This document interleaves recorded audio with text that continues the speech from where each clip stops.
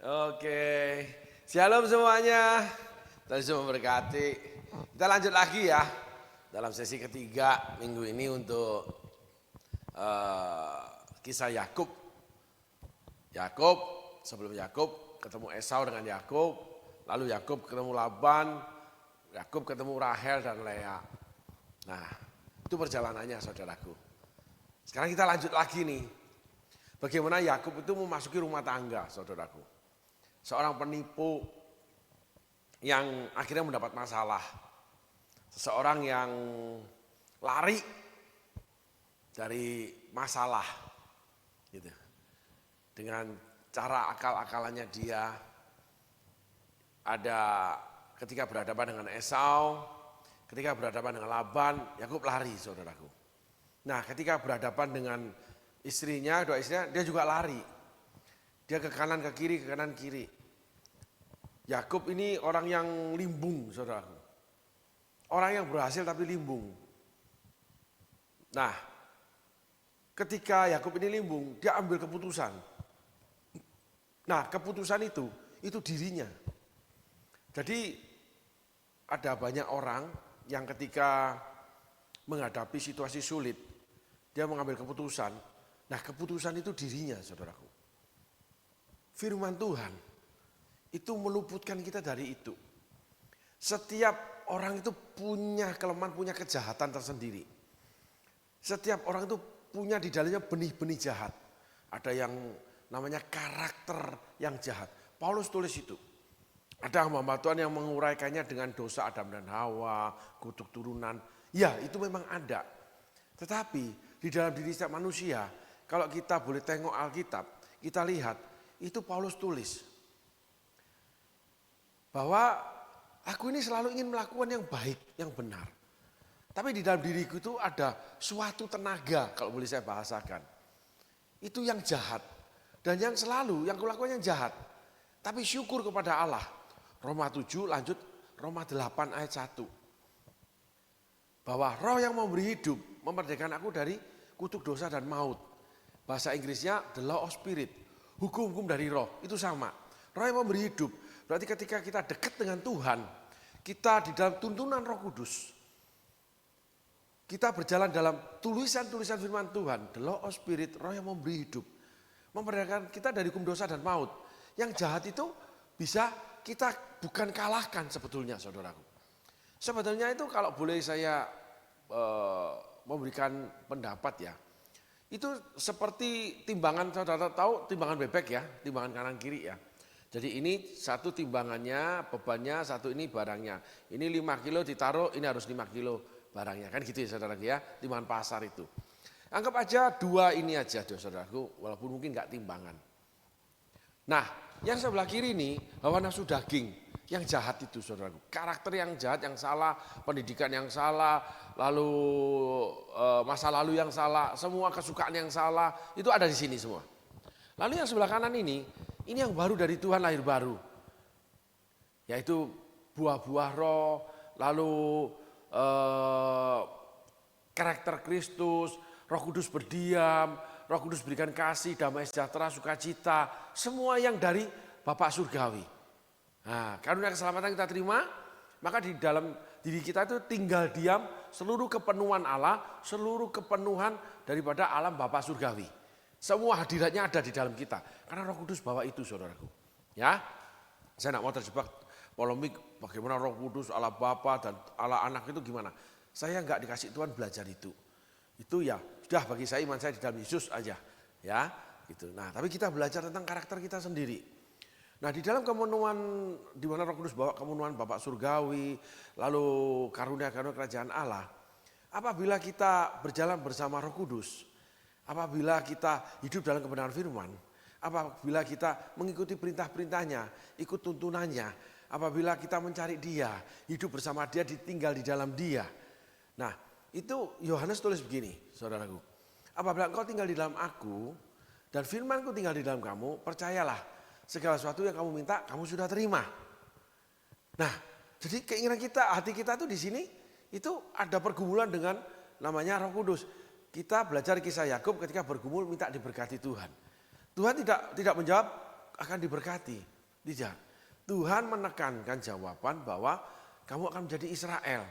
Kamu adalah satu orang yang aku pilih menjadi cikal bakal dari 12 suku bangsa pilihanku. Di mana dari spermatozoamu. Bukan dari hidupnya Yakub, tidak. Tidak. Kalau iman dari Abraham, bapak daripada orang percaya. Yakub tidak. Gitu saudaraku. Ya, berkat Abraham, Ishak dan Yakub. Tapi Yakub tidak.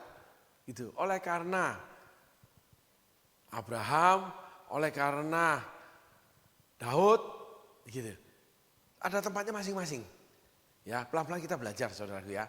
Nah, di dalam kepenuhan Roh Kudus ini, kita itu di dalam kita itu ada satu kuasa yang sebetulnya itu harusnya kuasa ini yang menguasai kita, yang menuntun kita, yang membawa kemanapun kita pergi, apapun kita lakukan. Gitu.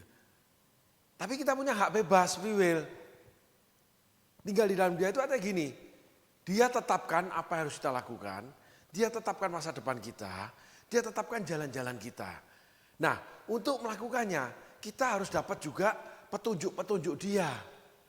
Tapi kita punya free will, kita boleh menyimpang, kita boleh tidak melakukannya, kita boleh tidak tinggal di dalam dia, kita boleh juga tidak berjalan menuju ke jalan dia. Tidak bersama dia pun boleh, kita punya free will. Jadi kita yang harus datang sama dia, kita yang harus tinggal di dalam dia. Sebagai contoh, anak-anak kecil itu digendong oleh ibunya, digendong ayahnya. Tapi ketika udah berjalan, anak-anak itu dalam pantauan orang tua. Hati-hati, jatuh, tetap dijaga. Maaf saudaraku. Tetap di dalam pengawasan orang tua, kakak yang jaga dan sebagainya. Nah, setelah dia dewasa dia bisa lari, dia bisa keluar dari rumah. Gitu. Tapi ada yang namanya batasan orang tua. Kamu boleh main di halaman, kamu tidak boleh main ke desa tetangga, kamu jangan di pinggir sungai. Tetapi anak ini udah mulai dilepas sama orang tuanya, masa akil balik. Itu saudaraku. Nah, kita memasuki itu. Nah, di situ mulailah yang namanya kita memperhatikan nasihat orang tua, larangan orang tua, lalu keinginan orang tua. Kamu harus belajar, satu harus begini, kamu harus bangun pagi, kamu harus sekolah. Gitu. Nah, pagi di rumah dibangunin, tapi pergi ke sekolah menyimpang. Enggak sekolah, bisa. Itu anak bungsu ya. Gitu. Menyimpang dia. Nah, seperti itu. Nah, setelah kuliah, dewasa, ya mestinya nggak dibangunin, pergi sekolah sendiri, makan sendiri, gitu. Bahkan kalau ketika SMA, SMP tawarin, ayo makan, nanti aja mah masih kenyang. Loh kok bisa kenyang? Tadi jajan di sekolah, ya udah, nanti kalau lapar pulang makan, gitu. Nah, menuju kepada setelah kuliah bekerja, menentukan sendiri arah hidupnya. Papa punya pekerjaan, gitu. Nah, kamu bekerja di perusahaan papa, nggak mau aku mau mengeksplor diri, aku ingin jadi seniman, aku nggak ingin jadi pengusaha. Maka jadilah dia seniman, tetapi dia tidak mendapatkan kuasa untuk mengelola perusahaan papa, karena dia tidak duduk di jabatan itu. Nah, itulah namanya dipanggil untuk melayani di kerajaan Allah. Yang punya Allah Bapa, maka kita disertai dengan kuasa, legitimasi sebuah pelayanan, ada penyertaan kuasa Roh Kudus. Materainya itu Roh Kudus, kan gitu, dari keselamatan sampai pelayanan, di mana Roh Kudus memateraikannya, sah bahwa ini kerajaan Allah, bahwa ini alam Bapak surgawi, ini punyanya di dalam nama Yesus. Nah, kan gitu ceritanya saudaraku. Tetapi kalau kita tidak mau melayani, lalu kita ingin menjadi seniman, ya boleh aja, karena kita punya kemampuan. Gitu. Ketika sudah dewasa orang ini tidak mau melayani, mau bekerja, membangun usaha, tidak mau melayani, ingin jadi ini, saya ingin jadi jemaat aja, saya ingin begini, tidak mau melayani, saya ingin nginjil aja. Boleh, bisa, tetapi tidak punya legitimasi. Kenapa? ketika kita sudah dewasa, kita harus menentukan pilihan. Di mana Allah Bapa menyediakan hak kepemilikan Dia untuk diberikan kuasa kepada kita melakukannya. Karena ada materai daripada Allah Bapa melalui Roh Kudus. Materainya itu pengesahan tanda tangan Allah Bapa, lalu mendapat stempel dari Allah Bapa kebesaran seorang raja, yaitu berbaju sirahkan, perlengkapan rohani. Kalau dipanggil mau bekerja buat Allah Bapa, yaitu di ladang pelayanan. Tapi kalau nggak mau nggak apa-apa, gitu. Kamu tidak mendapat legitimasi kuasa. Semua harus kamu lakukan menurut kemampuan kamu sendiri. Nah, itulah Yakub. Yakub bergumul kemampuan sendiri, tapi karena memang anak-anak Tuhan ini, Yakub ini, memang dari waktu dilahirkan baru sampai dia sekolah itu memang yang dikerjakan Allah Bapa, yang dikerjakan oleh Roh Kudus. Dari kita lahir baru sampai kita selesai melewati masa-masa bagaimana pengenalan akan Tuhan, itu kita udah lulus sekolah. Nah, kita harus mengarahkan hidup kita untuk Tuhan atau untuk diri kita sendiri. Nah, inilah Yakub.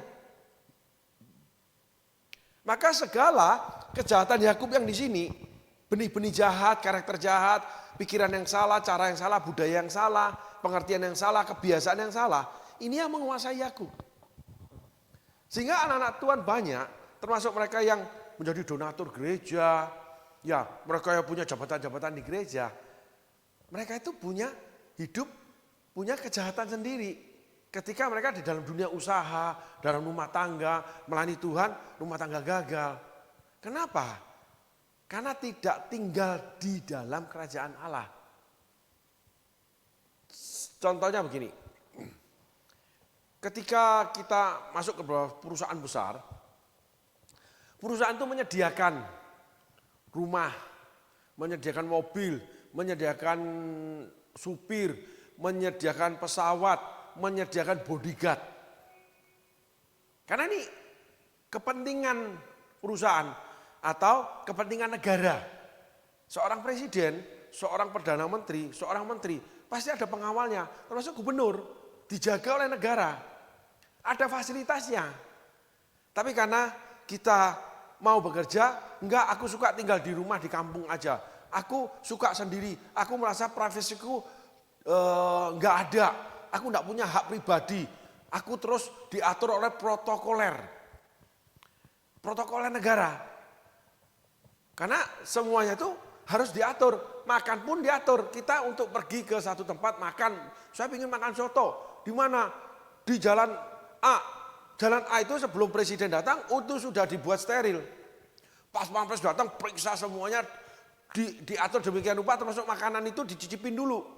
Ada racunnya enggak? Sehat enggak? Nah, semua diatur oleh negara. Lalu kegiatan sehari-hari itu sudah ada jadwal. Pertemuan dengan Perdana Menteri ini, rapat kabinet, lalu kunjungan kerja, lalu mesti keluar. Semua diatur oleh negara yang namanya sekretariat kabinet. Ada sekretariat negara, seknek sama sekap. Kalau sekap itu tentang kabinet negara, kalau seknek ini tentang bagaimana perjalanan negara menentukan buat presiden. Jadi presiden itu diatur semua. Nah, Yakub, anak-anak Tuhan, itu adalah calon-calon presiden. Di mana diberikan sebuah tatanan negara kerajaan Allah. Di dalam ladang pelayanannya dia. Ada fasilitas, ada penjagaan dan sebagainya. Nah, di situ kita diberi juga kebebasan. Saya nggak mau. Ya saya cuma jadi donatur aja. Saya cuma jadi majelis aja. Ayo Pak A khotbah ya. Enggak. Dengan berbagai macam sebab dan alasan ya. Enggak mau. Saya cuma jadi donatur aja. Saya cuma majelis aja. Sehingga fasilitas dari negara itu enggak terpakai. Tinggal tidak di rumah dinas. Pergi sendiri enggak mau dikawal. Jalan sendiri terus. Akhirnya harus bergumul sendiri. Menghadapi masalah, menghadapi Laban, menghadapi Esau. Kan itu haknya Esau, bukan haknya Yakub. Yang kita 2 sesi belajar tentang keinginan. Nah, sekarang kita bicara bahwa keinginan itu namanya kebebasan. Ada anak-anak Tuhan seperti itu. Awalnya tuh belajar terus ngiring Yesus, terus ngiring gereja, ngiring hamba, terus dia belajar. Sampai satu titik dia memutuskan sendiri. Dia punya pemikiran sendiri. Kalau boleh saya katakan, ya udah, sudah bisa memutuskan, sudah dewasa. Bapak di surga memberi kesempatan, gitu. Ya, saya tetap bekerja di perusahaan, tetapi kalau saya untuk menjadi diangkat presidir enggak mau. Ya udah, saya ini cuma menjadi menteri aja. Kalau jadi presiden, ikut pemilihan presiden enggak mau, gitu saudaraku. Karena berbagai macam alasan lah, gitu. Nah, orang-orang seperti ini enggak dapat fasilitas yang disediakan. Yang dia ambil, itulah yang dapat fasilitas. Maka berilah kamu akan diberi, enggak ada embel-embel yang lain. Gitu. Barang siapa memberi minum, dia sendiri diberi minum. Alkitab catat itu semua. Cuman minum yang diberi, makan enggak diberi. Nah, inilah kesalahan berpikir beberapa orang. Di mana orang-orang berpikir kalau sudah sampai sini tok cukup. Saya harus begini tok cukup. Sisanya itu nanti buat yang lain-lain yang menurut saya. Gitu. Dalam keluarga dia yang ngatur sendiri, punya cara sendiri. Gitu. Dalam keuangan punya cara sendiri. Dalam pekerjaan punya cara sendiri. Enggak semua sesuai standar negara kerajaan Allah, yaitu firman Allah, Alkitab. Memperlakukan pasangan tidak sesuai standar firman Allah. Ada hamba Tuhan seperti gini. Orang senior yang membangun gereja, termasuk gereja yang cukup baik di sebuah provinsi. Orang yang terkenal dihormati dari sebuah golongan pendeta. Dianggap berhasil pengusaha. Tapi ketika, ayo 1 Petrus 3, harus tunduk. Nah, jangan ngomong itu. Jauh senior pelayanannya daripada pelayanan ini. Padahal lagi sakit loh.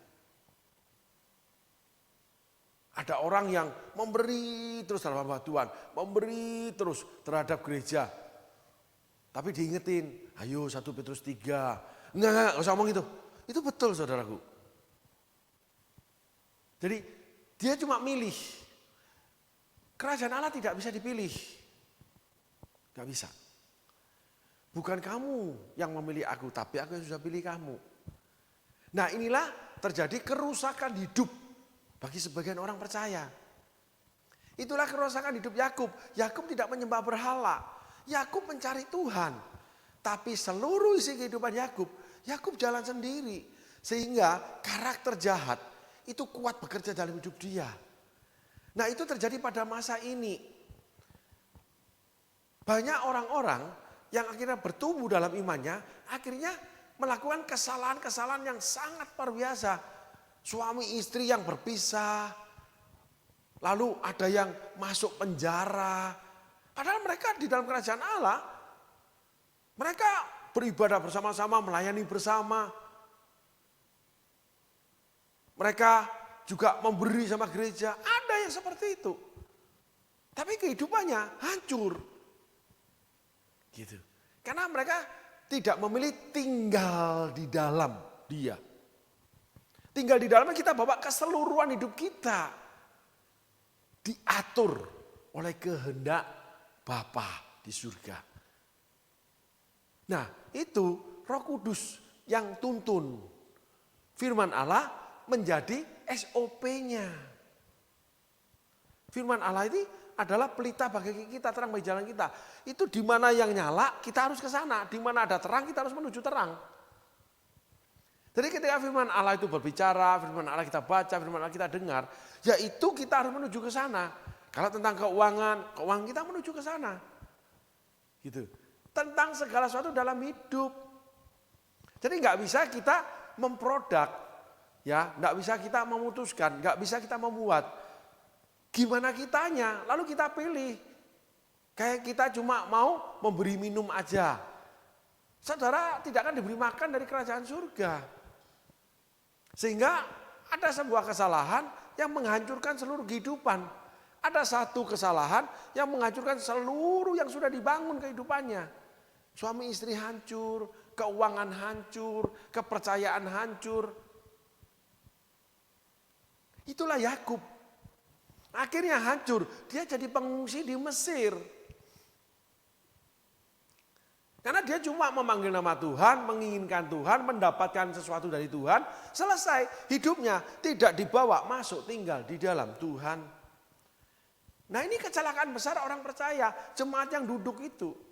Termasuk ini kalau boleh saya ngomong, itu gereja-gereja, pester-pester juga mengandung kesalahan ini. Kenapa?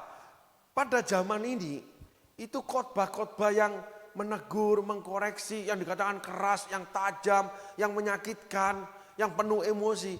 Itu banyak dilarang, banyak tidak boleh hadir di gereja-gereja besar.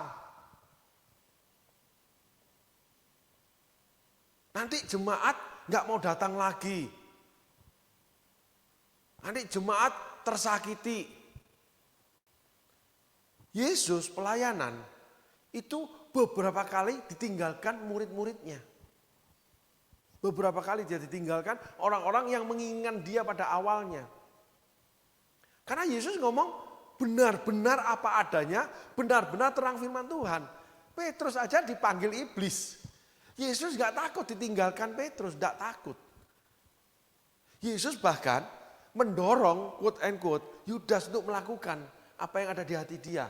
Menjual dia, lakukan itu. Yesus tidak takut ditinggalkan orang. Yesus ingin diikutin orang yang mau. Ini penting. Nah, satu quote and quote, ketika ada yang tersakiti dari khotbah kita, bukan sengaja menyakiti, nggak boleh saudaraku. Gitu. Nah, kadang Roh Kudus keluarkan khotbah-khotbah yang memang menegur, mengkoreksi jemaat. Kalau jemaat pergi, lalu gimana keuangan gereja? Ada lagi cerita gereja begini saudaraku. Saya nggak tahu dalam sesi yang untuk spirit Yakub ini saya dibawa Tuhan pada pembicaraan tentang gereja ya. Di mana kelemahan-kelemahan kekurangan gereja ya kita boleh dong mengkoreksinya. Sebagai sesama saudara seiman, sesama hamba Tuhan. Bahkan ada sebuah gereja yang saya ikuti. Itu membuat ibadah dan ada beberapa gereja juga saudaraku. Itu 2 kali ibadah, 3 kali ibadah. Padahal yang cuma diminati, yang ada jemaatnya, cuman ibadah pagi aja misalnya. Atau ada yang sore aja. Tapi mereka tetap buat 2 ibadah, 3 ibadah. Lalu saya itu bilang, atau beberapa orang bercerita bahwa udah yang enggak diminati jemaat, enggak dapat jemaat tutup dulu aja. Yang sudah ada jemaat dikelola. Jawabannya saudara bisa kaget. Oh jangan, malu kita dengan gereja sebelah. Ternyata pelayanan itu persaingan kompetisi saudaraku. Itulah Yakub dan Esau, Rahel dengan Lea, kompetisi. Nah kompetisi itu didorong oleh namanya apa? Kejahatan. Yaitu tinggi hati. Malu. Standar pelayanan ditetapkan tinggi, pasti tidak sesuai dengan standar pelayanan Tuhan. Kalau ingin jadi terbesar, engkau harus jadi pelayan dari semuanya. Segala sesuatu harus dimulai dari yang kecil. Setiap perkara kecil diberikan perkara besar. Itu kebenaran firman Allah yang menjadi terang buat kita. Jadi kita harus menuju ke sana. Tapi ini tidak. Jadi terjadi persaingan di dalam pelayanan. Persaingan dalam mendirikan gereja. Sehingga ada yang sampai triliun. Akhirnya bangkrut, kena denda pemerintah. Membangun di Jakarta, perusahaan besar aja, perusahaan Korea besar aja mundur, terlalu mahal harganya. Gitu. Tetapi dijadiin oleh gereja iman. Kenapa? Dari garasi, ya, lalu punya tempat di perumahan ibadah. Garasi 7 orang sampai di sana, sampai beberapa ibadah sampai ribuan akhirnya. Dari situ pindah lagi di perumahan yang lain, bangun kayak kemah, saudaraku. Sekali ibadah ribuan, berhasil. Lalu mau yang triliun. Dan terjadi kesepakatan dengan pemerintah, apabila pada waktu hari pembayaran itu tidak terjadi pembayaran, maka terkena denda. Jadi setiap satu membayar 100 miliar, 200 miliar. Akhirnya Nggak ada yang bisa dibayarkan. Bangkrut. Terus disalahkan. Akhirnya diusir dari gereja. Gereja yang dibangun dari garasi loh. Dan yang mengusir dia, anak-anaknya. Anak bersaudara itu lalu yang ini buat gereja sendiri, ini sendiri, ini sendiri. Udah, chaos. Tapi ada sebuah gereja yang indah, 5 bersaudara, saudaraku. Gereja yang tidak terlalu besar, gereja yang sedang. Kami pernah undang, mereka jadi pembicara kami. Hampir kelima-limanya kalau nggak salah sudah pernah kami undang. Itu tetap gereja yang dibangun oleh ayah. Akhirnya ayah ini menjadi pendiri sebuah sinode. Nah, 5 bersaudara ini melayani di gerejanya ayah ini menggantikan ayah. Nggak ada yang keluar, nggak ada yang mendirikan sendiri, nggak ada yang begini. Mereka itu masing-masing mempunyai jabatan pelayanan sendiri-sendiri. Ada yang laki-laki, ada yang perempuan. Dan mereka hidup damai sejahtera, mereka hidup diberkati Tuhan, saudaraku. Tapi memang tidak sekaya dengan yang mega church ini. Yang main triliun, saudaraku. Bangkrut. Gitu. Dan saya percaya, kalau itu bukan kehendak Tuhan. Akhirnya terjadi manipulasi. Dengan berita-berita bahwa, oh inilah kehendak Tuhan, ini iman. Kita harus dengan iman, kita harus dengan iman. Itu sudah. Padahal iman sudah pulang desa. Karena jual bakso, nggak ada yang mau. Dia pulang desa, jadi petani kembali. Gitu. Terjadi manipulatif. Berarti hamba Tuhan ini sudah tidak tinggal di dalam Tuhan. Sudah tidak di dalam tuntunan Roh Kudus. Sampai kehidupan pribadinya hancur, saudaraku. Khotbah dari gereja kecil-kecil, itu masuk gereja kecil-kecil. Bukan terus orang itu pensiun, digantikan anak-anak, digantikan pengganti ya, yang lain walaupun bukan anak. Gereja tetap berjalan dengan baik. Lalu dia mulai menginjil dengan berkhotbah di desa-desa, di tempat-tempat terpencil, gitu menjadi berkat, gitu. Nah itu mah memang jadi berkat, itu memang kehendak Tuhan. Tapi kalau namanya gereja yang megajas itu hancur, lalu anak berantem sampai urusan kepada hukum, tuntut menuntut masing-masing semua termasuk staf-staf petinggi-petinggi pelayanan saling tuntut secara hukum sampai pada mati semua, nggak ada yang diputuskan salah atau tidak oleh hukum. Pada mati semua nih. Berantakan, tidak jadi contoh, tidak jadi saksi. Gitu. Ya, pasti tidak tinggal di dalam Tuhan. Pada waktu berjalan. Nah, ini ada orang-orang seperti Simson. Kita lanjut lagi nih. Yang akhirnya orang-orang itu memilih jalannya sendiri. Simson seperti itu, dia jadi hakim, dia terus bertempur dengan orang Filistin, dia terus memimpin bangsa Israel, tapi kehidupannya hancur. Karena keinginan ketemu seorang wanita yang bukan bangsa Israel, orang di luar Israel, minta orang tuanya ngawinin, udah diingetin gak boleh. Kamu harus dengan kaummu, dengan bangsa Israel sendiri. Tetap dia kawinin. Akhirnya istrinya menjual dia kepada orang Filistin. Marah, istrinya dikasihin ke temannya. Dia kabur, mabuk-mabukan. Habis itu dia balik lagi. Ingin istrinya diambil, istrinya sudah dinikahi orang lain. Dia bunuh keluarganya. Itu Simson. Berlaku seenaknya ketika dipakai Tuhan. Yaitu melakukan kejahatan. Sampai akhirnya ketemu namanya Delilah. Sampai dikurung Tuhan 20 tahun menggiling gandum. Itu Simson. Jaya. Hancur. Terus ditawan oleh orang Filistin. Dari punya pelayanan besar enggak punya pelayanan. Dari punya duit banyak enggak punya duit. Itu Simson. Ada yang salah dalam kehidupan orang itu. Menggiling gandum, matanya buta, dilecehkan. Dibuat mainan, dibuat hiburan. Digodain anak-anak. Coba bayangin, sosok yang ditakuti. Dari penebar gandum, dari orang yang berbagi roti, akhirnya minta-minta roti. Itu Simson. Tapi dia melayani tetap sungguh. Orang ini tetap bekerja, tetapi pekerjaan dia tidak bisa dinikmati hasilnya.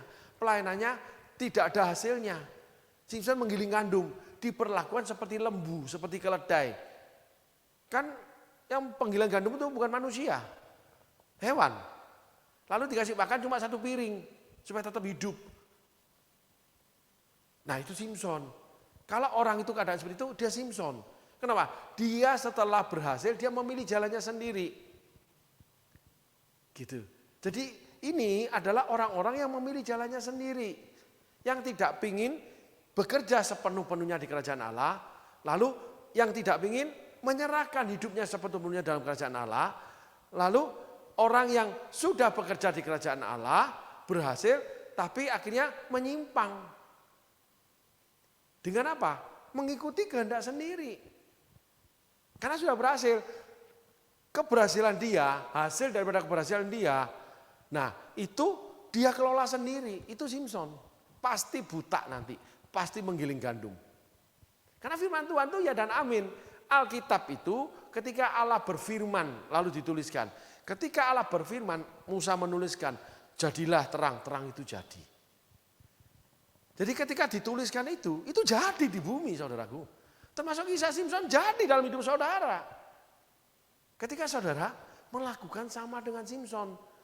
Ketika kita hidup di bawah matahari, kita kena terang itu. Ketika kita hidup di dalam gua tertutup, ya kita tidak dapat terang. Ketika kita di bawah kuasa firman Allah, dituntun oleh Roh Kudus, menuju kepada kebenaran firman Allah, nah itu kita di bawah terang firman Allah. Tapi kalau kita menutup diri dari terang firman Allah, kita hidup di gua. Lembab, sakit paru-paru, lalu terjadi serangga, ya kecoa, ada apa itu namanya? Segala macam binatang di tanah. Lalu kita digerogoti cacing dan ulat. Tubuh kemuliaan kita ini habis. Sehingga nggak akan bisa dengar suara Tuhan lagi, nggak punya hati kasih lagi. Semua persis dengan namanya orang-orang dunia. Janganlah kamu kumpulkan hartamu di bumi, karena ngengat dan karat akan memakannya. Gitu. Hai cacing Yakub. Jadi kita ini menjadi seperti cacing. Kita akan makan ngengat dan karat. Harta kita, hasil yang kita peroleh, itu akan membunuh kita sendiri. Kekayaan itu akan membunuh kita sendiri. Manusia roh kita itu mati. Mati suri ya, bisa dibangkitkan Tuhan bisa kalau bertobat. Tetapi mati, kepekaan kita nggak ada. Pikiran kita nggak mungkin penuh dengan firman. Semua dari diri sendiri ditunggangi oleh si jahat. Itu namanya dirasuki. Ada orang yang teras hilang ingatan ya. Itu. Danau Girasa, gila. Tapi ada yang enggak. Gitu. Yudas. Enggak hilang ingatan dia. Saul, enggak hilang ingatan. Gitu. Roh dusta terhadap nabi-nabi Ahab, enggak hilang ingatan. Saudara. Jadi kita berjalan ini ditunggangi oleh setan. Maka Petrus, "Nya kamu iblis dari hadapanku." Iblis sudah mau menunggangi Petrus. Dan Petrus sudah ditunggangi. Hukum daripada kerajaan kegelapan itu, kehadirannya tidak pernah diketahui. Betul? Tapi kalau dia kehilangan, dia pergi kehadirannya dari seseorang, dia akan menyatakan dirinya. Artinya begini, ingat Danau Gerasa. Ketika terang itu datang, Yesus datang, langsung menyatakan dirinya. Ngomong dia. Ketika Paulus bertemu dengan namanya dukun-dukun ahli sihir, ngomong. Kuasa kegelapan menguasai seseorang akan bereaksi ketika ketemu hadirat Tuhan, terang Tuhan. Dan itu nyata secara letterlek manusiawi, nyata kelihatan. Itu. Ketika ketemu terang firman Tuhan ya, saya tidak bicara di luar kekristenan, saya selalu bicara di dalam kekristenan. Nah, ketika merasuki, dia datang merasuki, tidak ada yang tahu. Yudas tidak tahu kalau dirasuki iblis, Saul tidak tahu kalau diganggu iblis. Danau Gerasa, orang gila itu enggak sadar. Iblis tidak pernah menyatakan dirinya keberadaan dia untuk kepada manusia. Kalau yang di film-film itu mitos, saudaraku. Itu cuma bentuk-bentuk tertentu. Pekerjaan iblis itu membawa kita ke neraka, memberi kenikmatan dosa. Itu betul. Itu yang paling benar. Yang lain itu cuma cara aja. Itu mitos banyaknya, menanamkan pada manusia, oh ada yang namanya roh baik, itu ada yang memang mendatangkan kekayaan. Enggak, bukan begitu jalannya, saudaraku. Ya, saya tidak terlalu menguasainya, tapi ada sedikit pengetahuan Tuhan beri. Tetapi apabila terang itu datang, itu jelas, kita bisa lihat. Yaitu apa? Perubahan-perubahan, lalu pengakuan, kejujuran. Petrus ketika didatangi Tuhan, aku tidak layak. Ada kebesaran ilahi. Ketika tabut Allah diletakkan di kuilnya Dagon, pada hari pertama dia jatuh ke depan sujud, hari kedua merotol semua kepala tangan kakinya. Hadirat terang itu, hadirat Allah menghancurkan kuasa daripada kegelapan. Terbirit-birit iblisnya. Tetapi kalau jalan sendiri, ya mau nggak mau itu sales-salesnya, calo-calonya, entertainnya mendatangi saudara. Ya nggak apa-apa, orang itu hidup di bumi, masih punya pikiran di bumi, bukan di surga. Nanti kalau mati di surga baru punya pikiran di surga. Ya nggak masalah begini, jangan fanatik. Kamu itu aneh. Ngapain sih? Mana hasilnya? Ya itu sudah. Orang-orang yang dirasuki setan itu diutus. Datang. Karena saudara apa? Mendatangi mereka. Kalau diumpamakan saudara itu berjalan menuju kenikmatan dunia. Saudara ingin berhasil secara dunia, dipuji manusia, punya segala sesuatu kekayaan dunia. Itu Allah sediakan, tapi seturut dengan kehendak Allah. Allah sediakan. Kemiskinan bukan kehendak Allah. Kekurangan bukan kehendak Allah. Tapi sesuai dengan apa yang Allah sediakan, Allah tentukan. Nah, itu pelajaran sendiri, saudaraku. Allah yang menyediakan. Tetapi ketika kita masuk sendiri ke dalam dunia, seperti Yakub, dia bertemu dengan Laban, dia ketemu Rahel, ketemu Lea, terjadi pertempuran hidup manusiawinya yang keluar semua. Yang dikendalikan oleh roh jahat. Nah, Laban kalau menipu Yakub dikendalikan roh jahat. Karena memang Laban itu jahat. Yakub menipu Esau, memang Yakub itu jahat. Keinginan mereka yang jahat. Di dalam mereka ini loh. Yang masuk ke dalam mulutmu itu kan keluar di jamban. Tapi yang keluar dari hatimu yang menajiskan kamu. Yesus ngomong cari di Markus itu. Dari dalam hati keluar pikiran-pikiran yang jahat. Cari pikiran-pikiran yang jahat. Keluar itu.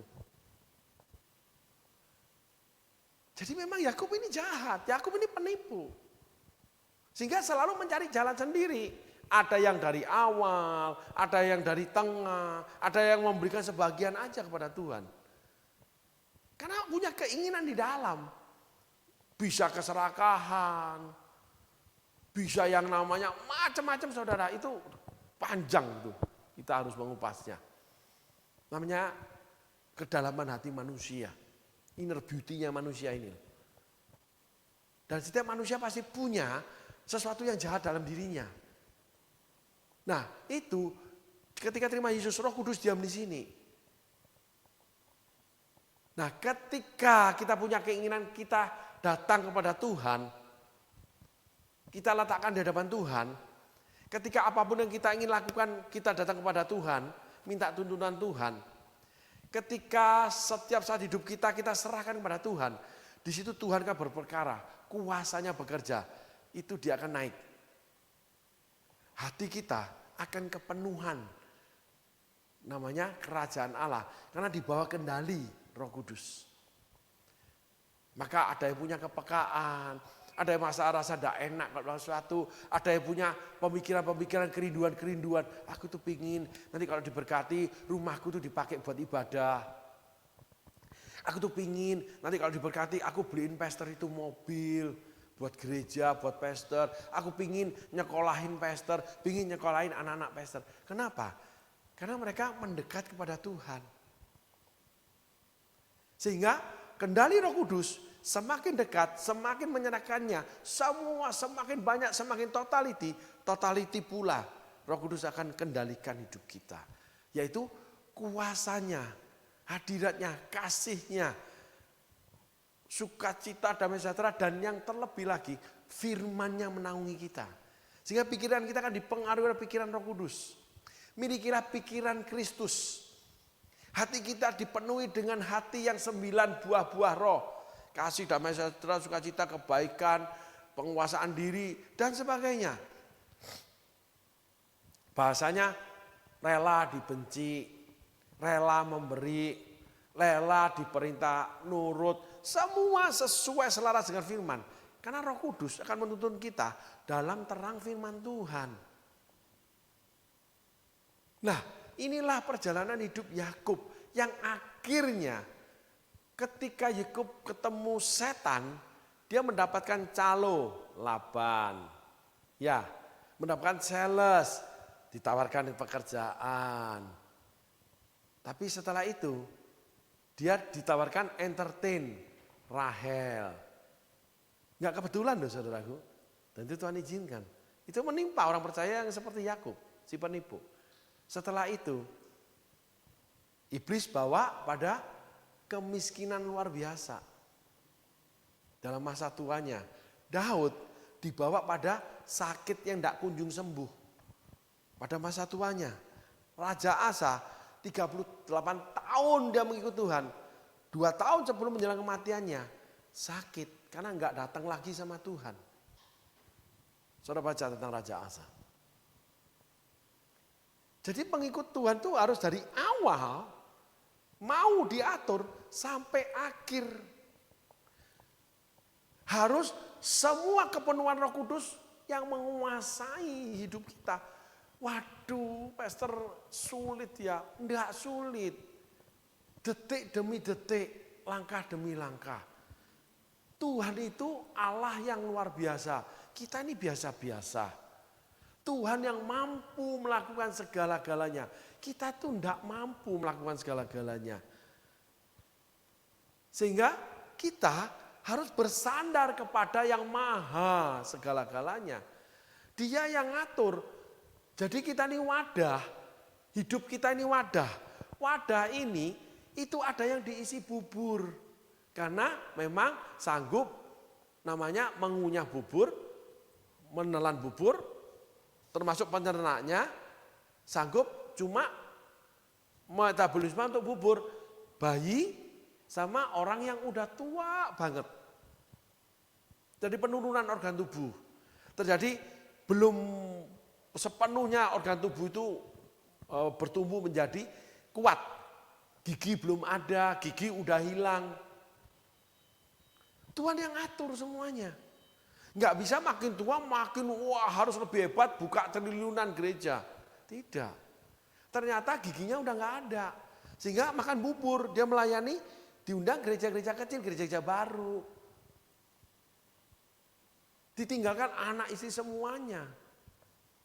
Merasa seperti Simpson padahal udah tua. Rohnya udah tua, enggak bisa. Maka ada banyak pelayan-pelayan Tuhan ketika rohnya udah tua menjadi ketua-ketua gereja. Bijaksana perkataannya. Ada hikmat yang luar biasa dalam pemerintahan gereja. Lalu ada yang masuk di dalam pemerintahan negara. Gitu. Ada kan banyak ya, Mordekai dalam zamannya Esther, ya, ada banyak termasuk yang namanya Yusuf. Menjadi penasehat-penasehat masuk dalam dunia keagamaan, lalu mewakili anak-anak Tuhan, bagaimana kasih, bagaimana lalu bernegara, menjadi warga negara yang baik, berunding, lalu mengarahkan gereja pada keputusan negara, lalu bersilaturahmi dengan yang lain, bermasyarakat dengan baik, jadi berkat. Tuhan tidak ingin anak-anak Tuhan itu eksklusif hidup sendiri dengan Kristen. Hidup di gereja, kerja di gereja, mati di gereja. Enggak. Jadilah terang. Jadilah berkat di dunia ini. Karena Tuhan tidak menciptakan dari awal cuman orang Kristen, tidak. Kita stop sampai sini ya, saya tidak bisa lebih jauh karena bukan bagian saya. Tetapi kita harus bermasyarakat yang baik, menjadi warga negara yang baik, berikan kaisar haknya kaisar, bayar pajak yang baik. Gitu. Nah semua itu dalam terang firman Tuhan di mana Roh Kudus akan tuntun kita. Pelayanan ini juga bayar pajak, murni saudaraku. Tidak boleh ada roh dusta, ada perusahaan-perusahaan yang bayar pajaknya dimanipulasi. Iblis sudah merasuki pekerjaanmu dan dia akan merambat. Dosa itu seperti kanker, seperti kanker. Awalnya cuma sedikit, awalnya cuma ngomong. Awalnya cuma lihat menarik aja buah itu, akhirnya dimakan. Awalnya cuma lihat Batseba mandi, dipanggil aja omong, akhirnya ditidurin. Akhirnya membunuh Uria, terus berkembang. Nah, di sini di mana karakter jahat, sesuatu di dalamnya sebelum kita dituntun Roh Kudus, sebelum kenal Tuhan, sebelum dewasa rohani, semua ini ada. Ini nanti ini naik, lalu ini menjadi payung kepada saudara. Nah, di sini itu tetap dia di sini dia dipayungi, diterangi. Ini kalau diumpamakan jamur, bakteri, virus, segala sesuatu yang jahat untuk hidup kita. Karena kena matahari, mati dia. Kalau manusia kena matahari, sehat. Gitu. Maka hawa nafsu dagingnya mati, keinginan dagingnya mati. Tapi ketika matahari hilang, udara menjadi lembab, dia hidup lagi loh.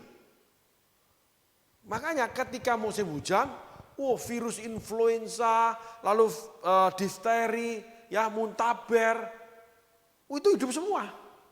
Tapi ketika musim panas, jarang orang kena influenza, flu itu jarang. Kena muntaber jarang, kecuali makan makanan yang kotor ya. Gitu. Kenapa? Matahari tidak bersinar. Coba 7 hari aja saudaraku, mendung hujan terus. Itu hawa udara itu lembab. Banyak termasuk anak-anak itu influenza, banyak sakit penyakit, TBC. Yang jahat itu yang merusak hidup manusia itu hidup lagi dan berkembang biak dia. Makanya kita harus mendapatkan hadirat Tuhan. Hadirnya Tuhan dalam kehidupan kita, pekerjaan kita, rumah tangga kita. Semua harus didoakan. Semua itu harus membawa kita mendekat pada Tuhan. Berdoa itu mendekat pada Tuhan. Semua harus didoakan. Jadi doa itu enggak cuma sebentar. Gimana caranya Pak? Masing-masing punya gaya. Ada yang memuji menyembah, ada yang ngomong aja, ada yang ngomel, ada yang nangis, ada yang duduk, ada yang berdiri, ada yang ini. Terserah saudaraku. Tapi hatimu menuju kepada Tuhan. Datang kepada terangnya yang ajaib. Maka segala suatu kejahatan itu akhirnya perlahan-lahan mati. Enggak langsung mati, dia akan mati perlahan-lahan. Semakin berkurang, semakin berkurang. Berarti semakin dewasa rohaninya. Lalu semakin baik hidupnya. Ada perubahan di mana ada buah-buah Roh Kudus kerjakan. Roh Kudus kerja melalui terang firman Tuhan. Makanya semakin kita mau melakukan sesuatu, enggak Mulai setelah enggak melakukan sesuatu yang salah, mulai menahan diri. Biasa jajan, kurangin. Biasa suka tidur malam, kurangin. Sampai enggak tidur malam. Karena firman Tuhan itu mengajarkan kita kehidupan. Bukan hanya dosa. Pola hidup. Lalu bagaimana pandai mengelola hidup. Kitab Pengkhotbah, kitab Amsal, tentang cinta, Kidung Agung. Gitu. Kisah Daud, cinta yang salah. Membangun hidup keluarga yang salah, kisah Yakub, Abraham, Ishak dan Yakub. Perempuan-perempuan yang salah, Rahel dan Lea, Sarai, Ribka. Alkitab menerangi kita, hidup kita, jangan seperti mereka. Walaupun mereka dapat privilege. Kita anak-anak Tuhan mendapat privilege. Tetapi kita hari ini belajar dari Yakub bahwa ada orang-orang yang memang awal mengikut Tuhan dengan baik, akhirnya dia menyimpang. Dia menentukan hidupnya sendiri. Sehingga kejahatan itu terus bekerja dalam hidup dia. Yakub tidak pernah berubah dari kejahatannya. Yakub juga ditelan oleh kejahatan, ditelan oleh Laban dia. Masa tuanya ditelan oleh kemiskinan yang amat sangat. Daud ditelan kesehatannya, sakit mati dalam sakit. Raja Asa mati dalam sakit. Saul mati dalam kekalahan perang, 3 anaknya gugur di medan pertempuran. Semua itu yang boleh kalau dikatakan bahasa Indonesianya mendapat musibah tanpa pertolongan Tuhan. Ketika apa? Di akhir hidupnya. Itu sangat mengerikan. Kita belajar patok itu dari Musa. Musa itu tidak boleh masuk tanah perjanjian gara-gara mukul batu. Kesalahan yang menurut standar manusia, menurut standar bumi, standar dunia ini, ya enggak begitu-begitu amat. 40 tahun berjuang enggak dapat apa-apa. Kerja 40 tahun tiba-tiba, oh enggak bisa kamu dapat bonus, kamu enggak bisa dapat gaji. Karena waktu itu kamu ngomong sama Tuhan teriak, ketika ngomong sama bos teriak. Enggak masuk akal saudaraku. Nah itulah karakter terang yang ajaib itu. Itu karakter Tuhan Yesus. Ukuran kebenaran di sana. Jadi kalau kita tidak belajar kebenaran, setelah kita mendekat pada kebenaran, tidak mau dengar-dengaran, pengajaran, tidak memiliki hati sebagai murid, lalu mulai menetapkan diri mentang-mentang udah bisa, mentang-mentang udah punya duit, mentang-mentang udah punya kerjaan, mentang-mentang udah bisa pelayanan, lalu melakukan segala sesuatu sendiri tanpa legitimasi, tanpa arahan, bukan karena kehendak Tuhan, tidak ada pengesahan Roh Kudus, tidak dimateraikan Roh Kudus, itu tidak ada artinya di hadapan Tuhan. Dan lebih penting, itu akan membangkitkan kejahatan saudara, karena mataharinya nggak ada. Makanya dengan iman kita bangun gereja di Jakarta 2,3 triliun, rontok semua pelayanan, bahkan gereja ribuan tinggal 10 nggak genap. Yang dipimpin oleh anaknya sekarang. Apakah itu kehendak Tuhan? Gerejanya itu enggak terus ikut hancur gereja orang lain. Yang punya dia yang hancur. Nama dia yang hancur. Merek gerejanya yang hancur. Punya ribuan atas nama gereja yang dia dirikan. Itu dihapus semua pakai atas nama yang lain. Yang atas nama dia 10 enggak genap saudaraku. Dan itu minus terus, banyak masalah di dalamnya. Keluarganya juga ribut berantem, lalu di dalam gereja juga tuntut menuntut secara hukum. Sampai sekarang. Buah yang ditinggalkan itu busuk dan membusukkan keluarga. Saudaraku. Kalau umat Tuhan yang beribadah di gereja itu, kalau gereja-gereja yang menginduk di gereja itu hidup semua. Tuhan gantikan dengan pemimpin yang lain, Tuhan gantikan dengan nama gereja yang lain, Tuhan gantikan dengan namanya gembala-gembala yang lain. Hidup berkembang semua. Mereka punya nama gereja, bahkan memiliki perkumpulan gereja sendiri, mendirikan sinode-sinode sendiri. Kekuatan Tuhan, keputusan Tuhan, itu pasti terlaksana dan tidak bisa diganggu oleh perbuatan manusia. Saudaraku harus paham ini. Sehingga apabila kita tidak mengikuti keputusan Tuhan, kita mengikuti kemauan kita sendiri berdasarkan keinginan kita. Oleh karena kita merasa mampu seperti Yakub, lalu lari dari kejahatan yang dilakukan, di situ saudara akan ketemu Laban. Saudara akan, masa tua saudara akan mengalami musibah seperti Yakub. Tetapi ketika saudara mau menerima keputusan Tuhan, seperti Musa. Musa mati, mayatnya pun disembunyikan Tuhan. Mau menerima penganiayaan seperti Elia, diangkat ke surga. Kalau saudara menjadi Natan, setelah melayani saudara mengikut orang kaya, saudara tidak akan mendapatkan pewahyuan ilahi lagi. Bahkan saudara sujud menyembah terhadap orang kaya, diatur oleh dunia. Daud ngatur Natan. Natan masuk ketemu Daud, sujud menyembah kepalanya di tanah. Padahal ketika menghadap Daud, dia bicara begini, itu kamu. Nangis Daud, kuasa Allah, terang firman Allah, itu hadirat Tuhan yang maha kuasa itu menyelimuti Elia.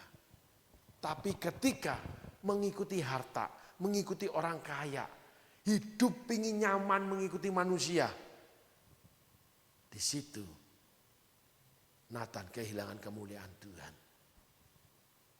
Elia sampai akhir hidupnya, setiap firman yang dia ucapkan, termasuk Elisa, itu jadi. Ketika ingin kaya, seperti Yakub. Ketika sudah memiliki kekayaan, seperti Yakub. Ketika sudah berhasil, seperti Simson.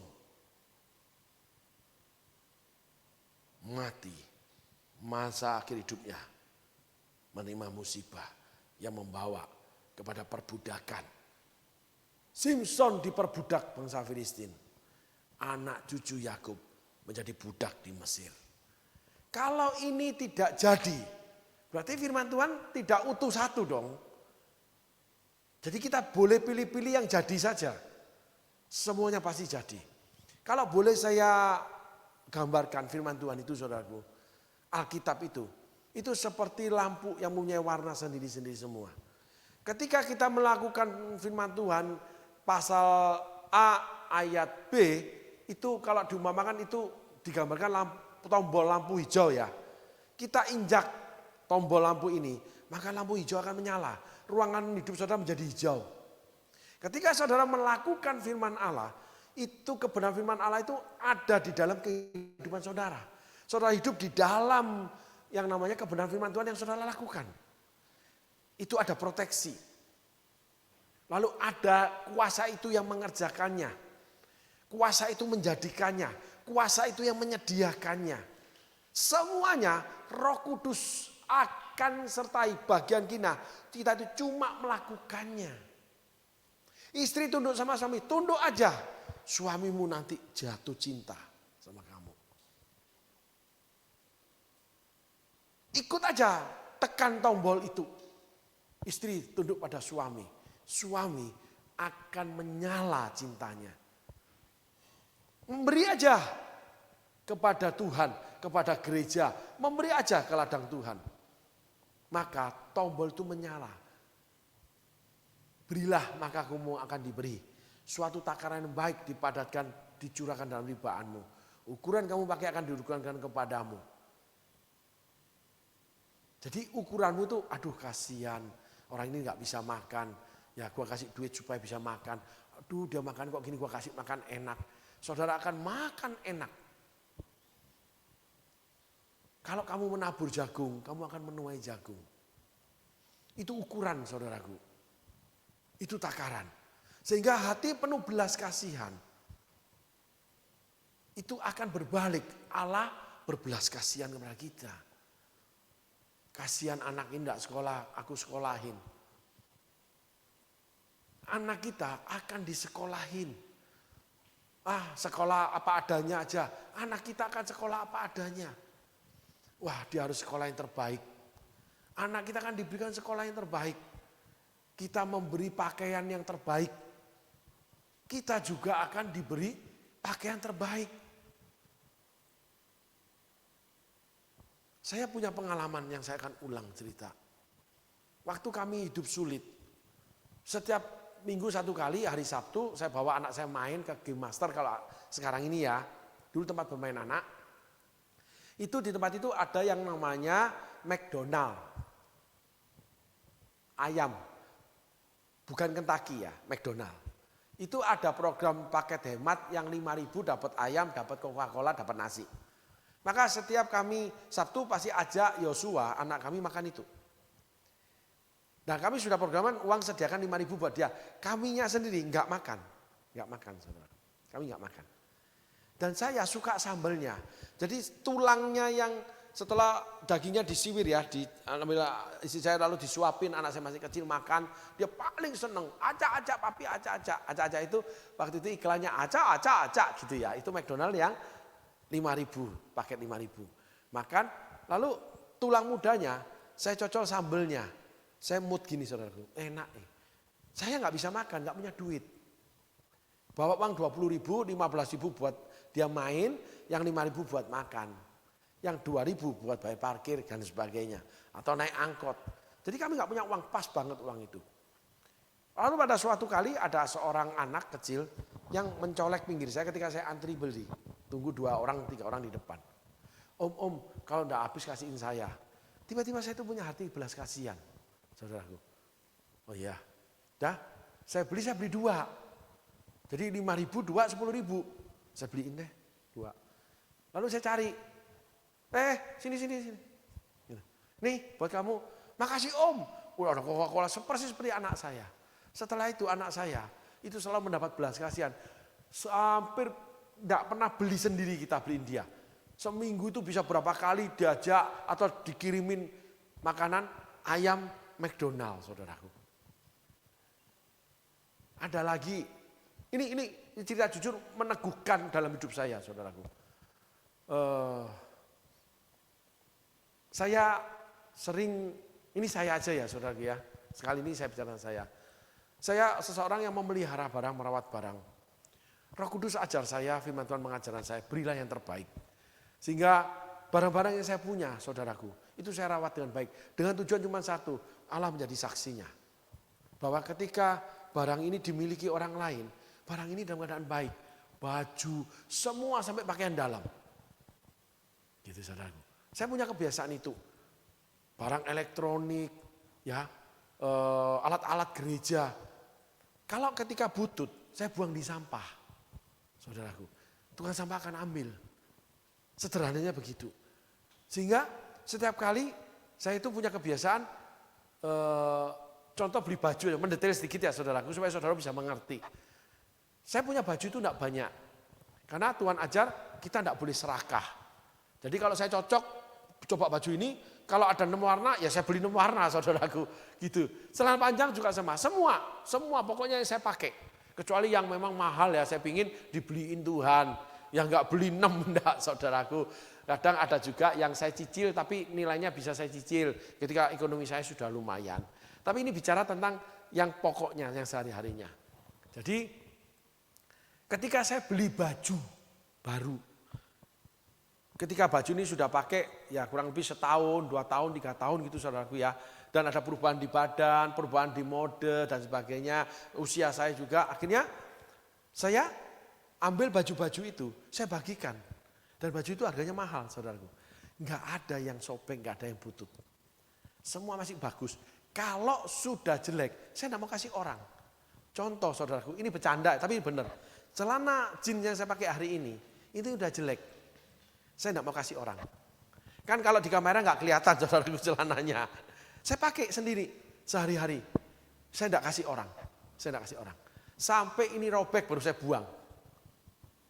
Kalau saya buang dipulung sama pemulung enggak masalah. Gitu saudaraku.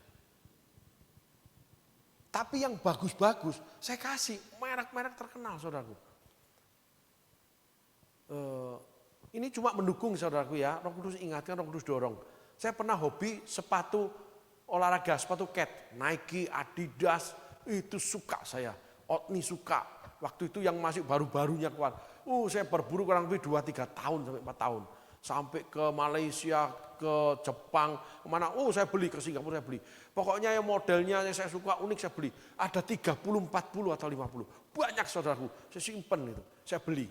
Gitu. Saya belinya nyicil, kadang dibeliin sama temen, sama jemaat, sama rekan pelayanan dibeliin kadang saudara. Saya simpan semua. Bagus, saya pelihara betul-betul saudaraku. Dicuci cucian khusus dan sebagainya. Pada suatu hari bosan. Pada suatu hari enggak ingin pakai. Padahal tuh sampai ini bercanda ya saudaraku, cerita ya, ringan sedikit. Ketika saya pergi ke luar negeri, waktu itu di Malaysia.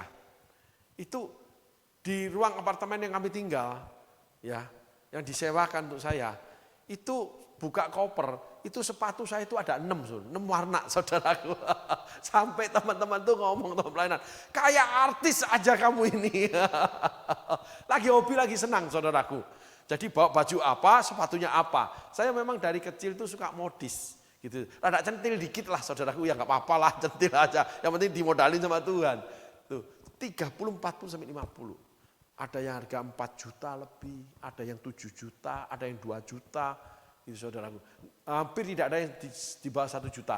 Yang di bawah 1 juta sekarang yang saya pakai kalau nggak salah saudaraku. Ya, pokoknya harganya mahal deh. Pada suatu hari, tapi yang saya pakai ini yang 3 juta. Tapi udah lama itu saudaraku. Cuma buat olahraga lari pagi kalau di rumah itu. Nah, jalan lari itu saya pakai itu. Nah, pada suatu hari saya itu merasa udah enggak pakai deh. Padahal masih banyak yang pakai, saudara, masih itu. Gitu. Saya bagi-bagikan saudara. Dan saya bagikan itu bukan untuk orang yang kaya, enggak. Yang kaya minta belum tentu saya kasih. Dan seringkali mereka marah. Enggak. Saya berikan mereka yang miskin, yang nggak mampu beli. Dari sendal yang mahal sampai sepatu. Gitu. Yang kaya, saya berikan jauh lebih tinggi saudara harganya. Clutch, itu harga hampir 10 juta. Tas yang 15 juta, bahkan yang 30 juta saya kasih. Kenapa? Karena ketika keuangan kita dipegang oleh Tuhan, kita serahkan pada Tuhan, di dalam kendali Roh Kudus, itu rasanya nilai uang itu menjadi bernilai buat tujuan-tujuan orang lain, kerajaan Allah. Saya cuma bisa gambarkan ini. Sampai pernah terjadi dan baru terjadi ketika gereja sudah tidak dalam pengembalaan, itu beberapa perangkat gereja yang untuk pengembalaan yang nilainya itu cukup tinggi. Kursi yang sekarang harga 400-500 ribu. Itu saya bagikan. Genset yang harganya 10 juta saya bagikan. Bahkan alat musik saya ingin bagikan, belum boleh sama Tuhan. Saya ada satu laptop yang saya ingin bagikan.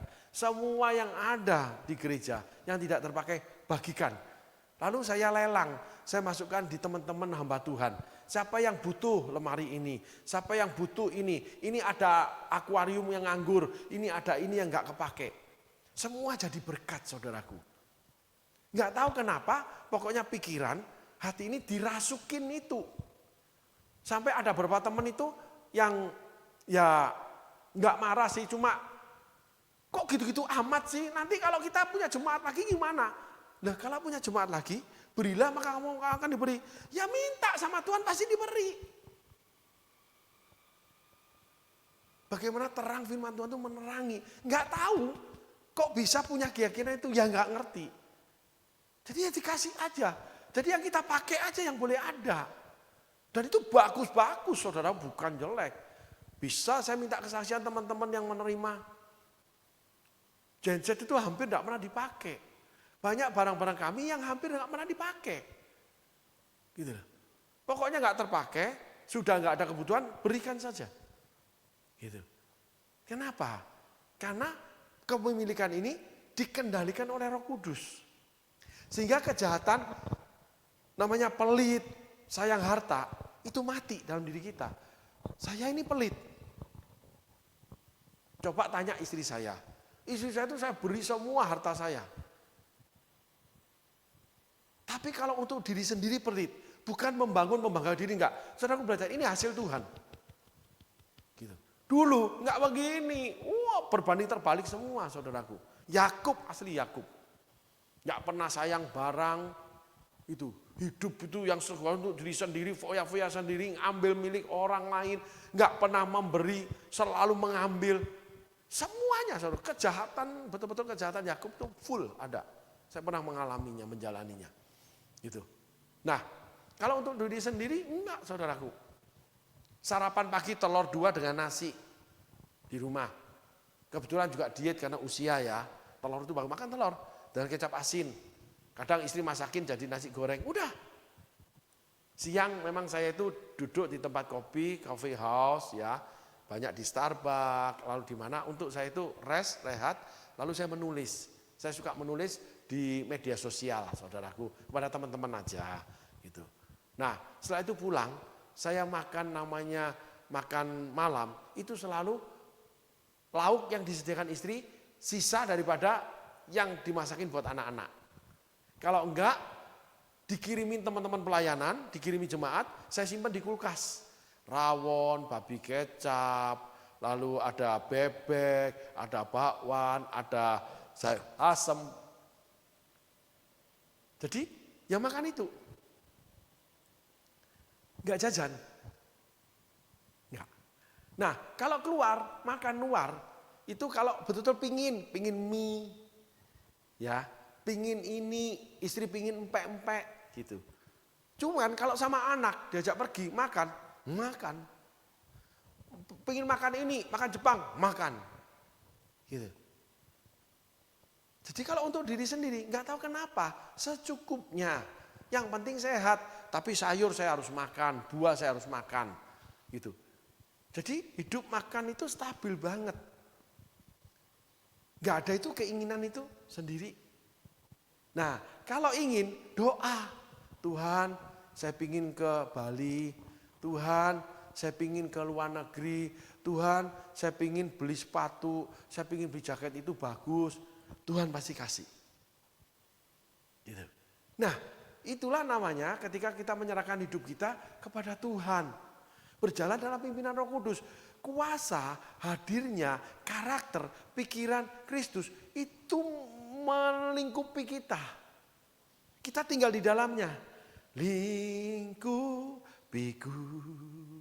dengan sayapmu, naungiku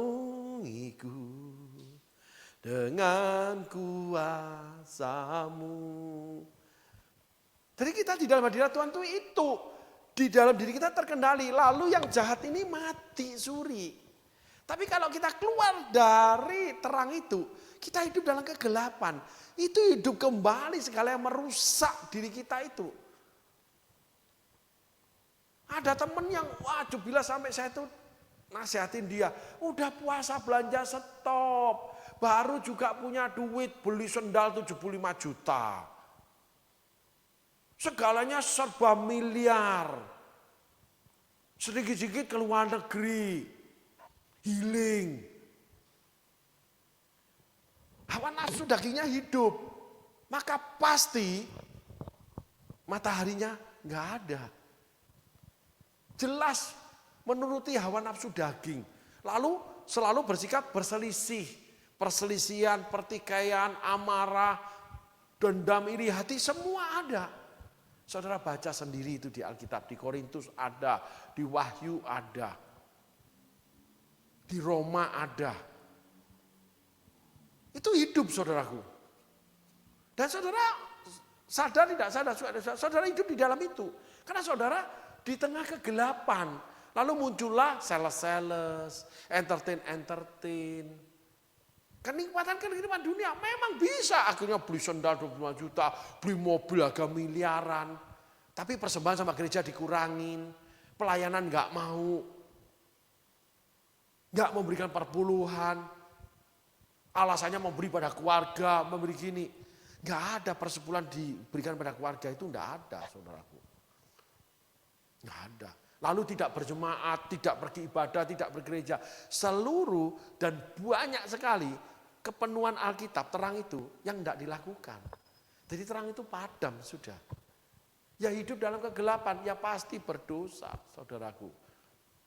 Nah inilah problemnya anak-anak Tuhan yang nggak mau tinggal di dalam Tuhan. Dan firman Tuhan di dalam kita, mintalah segala sesuatu, percaya kamu sudah terima. Kita tidak mau tinggal di dalam kita, di dalam Tuhan, dan menyerahkan segala keinginan kita kepada Tuhan, lalu melakukannya, semua keputusan Tuhan pasti selaras dengan firman Tuhan.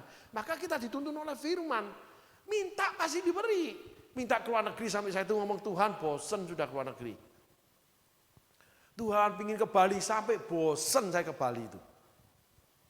Tuhan minta mobil bagus sampai bosen naik mobil bagus. Tuhan minta rumah bagus, ini di daerah yang dingin dekat bandara. Semua itu lengkap detail Tuhan kasih beberapa kali. Ketika awal nih saudaraku ya, saya didorong Tuhan untuk bersaksi. Ketika awal saya masih menjadi kontraktor, menjadi anak kos, lalu numpang di rumah mertua indah, di perumahan orang tua indah, itu miskin sekali. Lalu pada suatu kali kita itu istri yang dapat berkat, kita ngontrak rumah. Istri saya itu luar biasa, itu saudaraku. Nah, kita cari kontrak rumah. Saya itu minta Tuhan rumah itu harus punya ruang tamu, harus punya ruang keluarga untuk nonton TV, harus ada dapur, ada ruang makan. Itu saya tidak bicara besarnya dan harus baru. Kalau rumah lama itu bau daripada penghuni yang lama. Setiap orang punya bau badan ya. Lalu punya kebiasaan yang membuat atmosfer rumahnya, udara di rumahnya itu memiliki bau tertentu, saudaraku. Nah, itu benar-benar saudaraku. Istriku lagi berjalan di sebuah tempat, tiba-tiba tertarik pada sebuah bangunan dua kembar yang terlihat baru. Lalu di sebelah itu ada orang yang keluar berdiri depan pintu, yang satu ya, bersama saya. Lalu istri saya, aku mau tanya sebelah ini mungkin kontrakin. Jangan, mana mungkin punya orang itu. Udah aku tanya, dia tanya, punten, ini dikontrakin, benar dikontrakin saudaraku. Dan semua yang saya doakan, itu benar. Ada ruang tamu kecil, ukuran rumah 37 meter saudaraku. 2 kamar.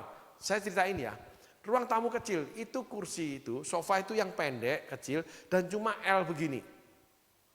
Itu untuk ruang tamunya. Terus habis itu masuk lorong, itu kamar anak saya. Nah di balik lorong itu ada tangga naik ke atas, setengah dek lotengnya. Gitu. Nah di bawah tangga itu saya letakkan TV kecil, lalu sound system kecil, rak kecil. Lalu di depannya itu yang kurang lebih 3,5 meter cuman. Itu kursi daripada yang kursi yang L ini, ada satu kursinya saya taruh di sana, saya nonton di sana. Lalu di sebelah kiri saya, itu kecil banget rumahnya saudaraku, tapi baru. Itu pintu menuju ada ruang makan yang cuma punya lebar, kursi ditarik, ini sebelah ini kurang lebih 30 cm. Kurang lebih sama mejanya, ya 2 meter lah saudaraku. Lalu ada kulkas. Masuk lagi ke belakang, itu kamar mandi di belakang. Cuman saya tidak minta dapurnya. Lalu saya beli meja dapur di sana, cuci piring di sana. Nah di belakang itu ada dek untuk jemur baju, saudaraku. Nah kembali lagi naik ke kamar atas, setengah dek itu kasur saya untuk tempat tidur kami, ruang utama kami di bawah dek. Nah dek itu kan bangunannya miring gini, saya gambarkan sedikit aja ya. Nah saya potong dengan hordeng itu buat namanya gudang kering. Saya kan mantan anak orang kaya, saya kan dulu punya perusahaan saudaraku. Gitu. Bukan membanggakan enggak, tapi ini cerita ya saudaraku. Kenapa saya kok punya pemikiran itu? Disediakan Tuhan saudaraku.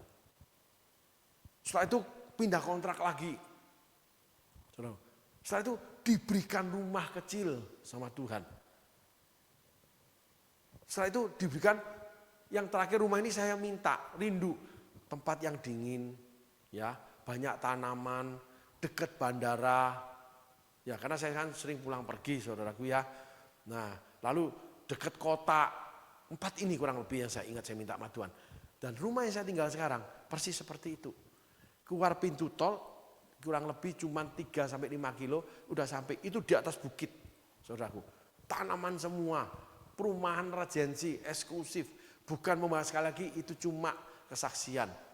Di mana saya bisa berolahraga itu orang keluar masuk itu ada penjaganya pintunya dan orang penghuni aja yang di sana. Rumahnya besar-besar saudaraku. Rumah saya tidak besar, gitu. Nah, dekat bandara di tengah kota. Jadi kalau saudaraku ke Bandung, saudara keluar dari pintu tol Paster itu naik sebelah kiri ada Universitas Maranatha, naik terus ke atas. Itu saya tinggal di perumahan di sana. Dan itu ujungnya itu bukit, ada 7 bukit saudaraku. Jadi perumahan ini membangun di atas 7 bukit. Dan itu dingin, dekat Lembang. Tapi di tengah kota. Bandung itu saudaraku, dikelilingi 4 gunung. Nah yang saya tinggal ini di bukit Gunung Tangkuban Perahu. Saudaraku. Jadi dengan Lembang itu kurang lebih tinggal cuma 10 kilo. Lembang itu puncak bukitnya.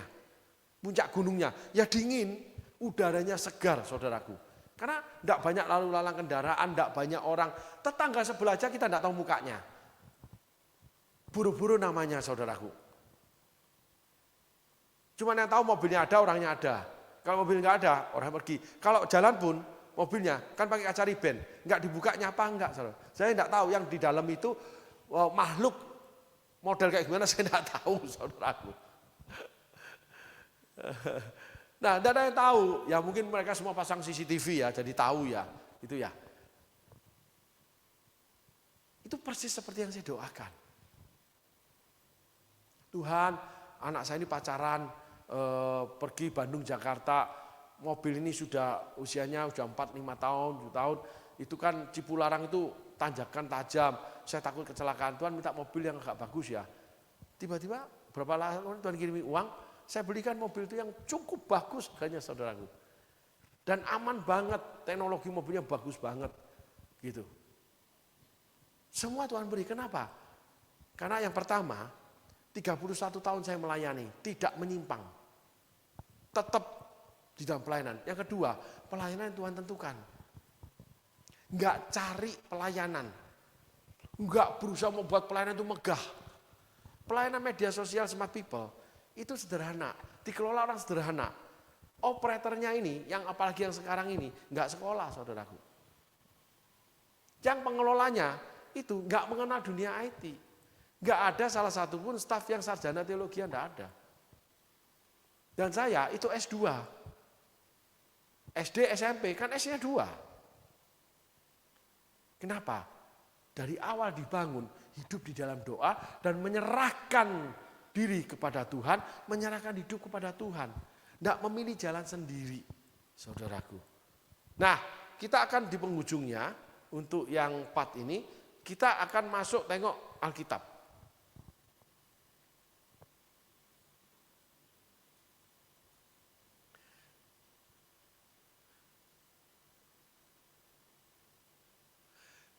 Kemudian, ayat sebelumnya.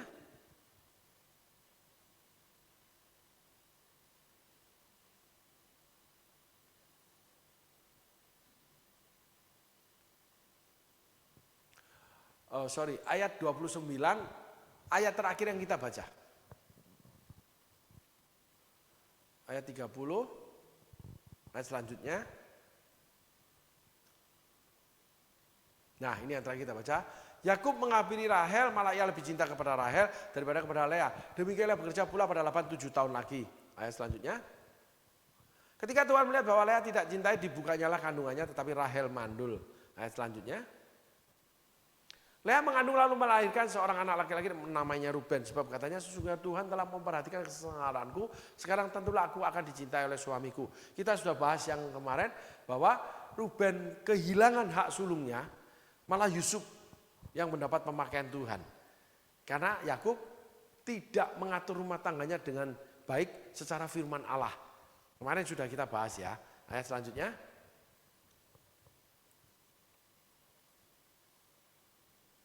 Mengandung pula lah ia lalu melahirkan seorang laki-laki, maka ia berkata, sesungguhnya Tuhan telah mendengar bahwa aku tidak dicintai, lalu diberikannya pula anak ini kepadaku, maka ia menamai anak itu Simeon. Coba saudaraku lihat apa yang Lea lakukan. Ayat 30.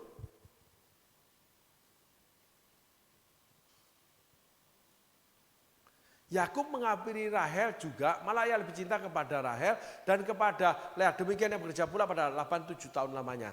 Ayat 31. Ketika Tuhan melihat bahwa Lea tidak cintai, dibukanyalah kandungannya, tetapi Rahel mandul. Ternyata dua-duanya itu boleh kita asumsikan tidak punya anak. Kenapa? Gitu. Tuhan harus membuka kandungannya.